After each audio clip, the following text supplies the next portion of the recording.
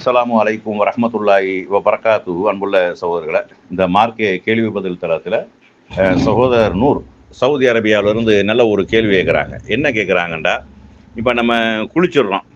குளித்ததுக்கப்புறம் நம்ம தொழுகைக்காக போகக்கூடிய நேரத்தில் ஒளி செய்யணுமா அல்லது குளித்ததே போதுமானதா அப்படின்னு கேட்டிருக்கிறாங்க. மேலே ஒரு கமாண்டில் போட்டிருக்கிறாங்க, இங்கிலீஷில் போட்டிருக்கிறாங்க. என்ன போட்டிருக்காங்கண்டா, அவங்களே சொல்கிறாங்க. என்ன சொல்கிறாங்கண்டா, குளித்து விட்டாலும் நம்ம தொழுகைக்காக செல்லக்கூடிய நேரத்தில் ஒளி செய்ய வேண்டும் அப்படின்ட்டு என்ன செய்கிறாங்க சொல்கிறாங்க. இது சரியா அப்படின்னு கேட்டிருக்கிறாங்க. அதாவது குளிக்கிறத பொறுத்தளவுக்கு நம்ம ஒளி செய்கிறோம்னா இல்லையா, ஒளிவினுடைய உறுப்புகள் அனைத்தும் குளிப்பதன் மூலமாகவும் என்ன செஞ்சு நிறைவேறிவிடும். ஆனால் எல்லாமே எண்ணங்களை பொறுத்து தான் இருக்கிறது. இப்போ ஒருவர் வந்து குளிக்கக்கூடிய நேரத்திலே வந்து ஒளி செய்து விட்டு குளிக்கிறாரு, அல்லது தொழுகைக்காக என்னது நான் குளிக்கிறேன், இந்த குளிச்சவரை நான் தொழுக போயிடும் அப்படிங்கிற எண்ணத்தில் அவர் குளிப்பாரே, ஆனால் அவர் வந்து மீண்டும் ஒளி செய்ய வேண்டிய அவசியம் இல்லை. அவர் நேரடியாக என்ன செஞ்சலாம், தொழுக போயிடலாம். அந்த குளிச்சுட்டு அடுத்து தொழுக போகிறதுக்கு இடையில வந்து ஒழுவை முறிக்கக்கூடிய காரியங்கள் எதுவும் நிகழாமல் இருக்கணும். அப்படி நிகழ்ந்து விடுமையானால் அப்போ என்ன செய்யணும், மீண்டும் கண்டிப்பாக ஒளி செய்ய வேண்டும் அப்படிங்கிறத விளங்கணும். இதில் வந்து அல்லாஹ் தெளிவாக குர்ஆனில் சொல்லக்கூடிய நேரத்தில் வந்து தொழுகைக்காக தயாரானால் என்ன செய்ய வேண்டும் அப்படிங்கிறது சம்பந்தமாக 2 சட்டங்கள் அல்லாஹ் சொல்கிறான். 5வது அத்தியாயத்தினுடைய 6வது வசனம். இந்த வசனத்தில் அல்லாஹ் சொல்லக்கூடிய நேரத்தில் வந்து நீங்கள் தொழுகைக்கு தயாரானால் ஒளி செய்து கொள்ளுங்கள். ஒழுவினுடைய உறுப்புகள் எல்லாம் என்ன செஞ்சிடறான் அல்லாஹ் சொல்லி, இதெல்லாம் கழுவி கொள்ளுங்க. முகத்தை கழுவுங்க, கையை கழுவுங்க, காலை கழுவுங்க, எல்லாத்தையும் கழுவுங்க, தலைக்கு மசாஜ் இவை எல்லாத்தையும் என்ன செஞ்சான், ஒளி செய்யக்கூடிய உறுப்புகளை ஒளி செய்து கொள்ளுங்கன்னு எல்லாம் சொல்லிடுறான். உங்களில் குளிப்பு கடமையானவராக இருந்தால் குளித்துக் கொள்ளுங்கன்னு எல்லாம் சொல்றான். அப்போ தொழுகைக்கு தயாராகிறோம், தொழுகைக்கு தயாரானா ஒளி செய்ய வேண்டும். ஆனால் ஒளி செய்கிறதை விட நம்ம குளிப்பு கடமையான நிலைமையில இருக்கிறோம். அதாவது மனைவியோட தாம்பத்தியத்தில் ஈடுபட்டு அல்லது தூக்கத்திலேயே எதிரே இந்திரியம் வெளியாகி நம்ம குளிப்பு கடமையான நிலையில் நம்ம இருந்தோமையானால் அப்போ என்ன செய்யணும், அப்போ வந்து நம்ம குளித்து கொள்ளணும். குளித்து கொண்டாலே தொழுகைக்கு தயாராகிட்டோம்னு அர்த்தம். இந்த வசனம் சொல்லக்கூடிய விஷயம் ஒன்று, ஒளி செய்யணும், ஒளி செஞ்சுட்டு தொழுக போகணும். குளிப்பு கடமையானவராக இருந்தால் குளித்துட்டு தொழுக போகலாம் அப்படிங்கிற சட்டம் அதில் சொல்லப்படுது. அதுக்கு கீழே வந்து அல்லாஹ் தயமம் சம்பந்தமாக பேச, அதே வசனத்திலேயே தயமம் சம்பந்தமாக பேசப்படுது.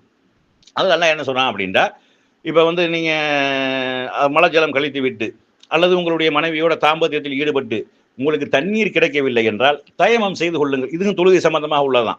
அதே வசனத்தில் தான் தொழுகைக்கு என்ன செய்யணும், தொழுகைக்கு தயாராகக்கூடிய நேரத்தில் என்ன செய்யணும் அப்படின்னு சொல்லக்கூடிய நேரத்தில் மேலே சொல்லக்கூடிய சட்டம் வந்து 2 சட்டங்கள். தண்ணீர் சம்பந்தமாக சொல்லக்கூடிய நேரத்தில் 2 சட்டம் எல்லாம் சொல்கிறான். ஒன்று, ஒளி செய்துட்டு தொழுகணும்.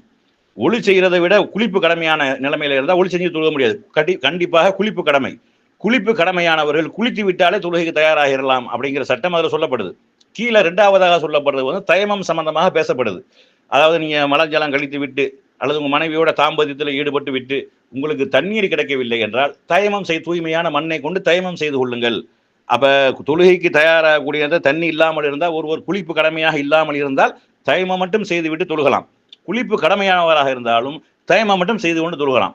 அப்போ இந்த 2 சட்டமும் சொல்லக்கூடிய விஷயம் என்ன அப்படின்னா, ஒன்று செஞ்சாலே போதுமானது. அதாவது தயமம் செஞ்சால் அது ஒளி செஞ்சதாகவும் அர்த்தம், குளிப்பு கடமையானதாகவும் அர்த்தமாயிரும். குளிப்பு கடமையான நிலைமையில் இருக்கிறோம், குளிப்பு கடமையானதுக்கு தயமம் செஞ்சிட்டாலே போதுமானது. அது மாதிரி தான் அங்கே மேலே சொல்லக்கூடிய தண்ணீர் சம்பந்தமாக சொல்லக்கூடிய விஷயத்தில் குளிப்பு கடமையானவராக இருந்தால் குளித்து கொண்டாலே போதுமானது. ஆனால் குளிக்கும் பொழுது எண்ணம் எப்படி இருக்கணும், தொழுகை, ஏன்னா அந்த வசனத்தில் சொல்லக்கூடிய தொழுகைக்கு நீங்கள் தயாரானால் அப்படின்னு சொல்லக்கூடிய காரணத்தினால அப்போ குளிக்கக்கூடிய அந்த நியத்து எப்படி இருக்கணும், இந்த குளிப்பு கடமையான குளிப்பை நம்ம நிறைவேற்றுவோம், தொழுகைக்கு செல்வதற்காக நம்ம சேர்த்து நிறைவேற்றுவோம். சும்மா நிறைவேற்றுறது அந்த எண்ணம் இருக்கணும், குளிப்பு கடமை நிறைவேற்றணும் எண்ணம் இருக்கணும். ஆனால் தொழுகைக்கு செல்லக்கூடிய நேரத்தில் அந்த தொழுகைக்கு செல்கிறோம் என்ற எண்ணம் சேர்ந்து இருக்குமே, ஆனால் மீண்டும் ஒளி செய்ய வேண்டிய அவசியம் இல்லை. இது ரசூல் ஸல்லல்லாஹு அலைஹி வஸல்லம் அவங்க ஓட என்ன செய்வாங்கண்டா, ஒரு ஃபஜ்ர் தொழுகைக்கு வந்து என்ன செய்வாங்க, முன்னாடி பள்ளிவாசலுக்குள்ள வந்துருவாங்க. வந்து இக்காமத்தில் சொல்லப்பட்டுரும். அப்போ அவர்களுக்கு திடீர்னு யாவும் வரும், ஆஹா நம்ம குளிப்பு கடமையான நிலைமையில இருக்கிறோமே, நம்ம குளிக்கலையே அப்படின்னு செய்வாங்க. உடனே ஓடி போய் குளிச்சுட்டு ரசூல் ஸல்லல்லாஹு அலைஹி வஸல்லம் தலையில தண்ணீர் சொட்ட சொட்ட வந்து தொழுதார்கள் அப்படிங்கிற செய்தியை நம்ம பார்க்குறோம். அதனால வந்து குளிப்பு கடமையானவராக இருக்கக்கூடிய நேரத்தில் வந்து குளித்து கொண்டாலே போதுமானது, தனியாக ஒளி செய்ய வேண்டிய அவசியம் கிடையாது, அதுவே போதும் என்று தான் அல்லாஹ் சொல்றான். அதே மாதிரி தயமத்தை பொறுத்தளவுக்கு 2க்குமே சேர்த்து, உழவுக்கும் அதுதான், குளிப்பு கடமையானாலும் அதான், தயமம் செய்தால் போதுமானது அப்படின்னு நல்லா சொல்றான். ஆனால் சாதாரணமாக நம்ம குளிக்கிறோம் என்று இருக்குமே, ஆனால் அது தொழுகைக்கான எந்த ஒரு நியத்தும் இல்லை. அல்லது நபி ஸல்லல்லாஹு அலைஹி வஸல்லம் அவர்கள் இந்த குளிப்பு கடமையான இந்த சுன்னத்தான வழிமுறை, ஒளி செய்யக்கூடிய வழிமுறையை சொல்லி தருவாங்க. ஒளி நபி ஸல்லல்லாஹு அலைஹி தொழுகைக்கு ஒளி செய்வது போல ஒளி செய்து விட்டு தான் என்ன செய்வாங்க, குளிப்பு கடமையை நிறைவேற்றுவாங்க. அப்போ குளிக்கக்கூடிய நேரத்திலே நம்ம சாதாரணமாக என்ன செய்யலாம், முகங்கள் கை மூஞ்சி எல்லாத்தையும் தொழுகைக்கு மாதிரி ஒளி செஞ்சு விட்டு அதுக்கப்புறம் நம்ம தலையில தண்ணி ஊற்றி குளித்து விட்டோமே, ஆனால் அந்த குளிப்பை தொழுகைக்கு அந்த எண்ணம் இருக்குமே, ஆனால் தொழுகைக்கு செல்ல போறோம் அதுக்காக தான் நம்ம குளிக்கிறோம் என்ற எண்ணம் இருக்குமே, ஆனால் அதுவே நமக்கு போதுமானது அப்படிங்கிறத என்ன செய்யணும், கூடுதலாக விளங்கிக் கொள்ளணும்.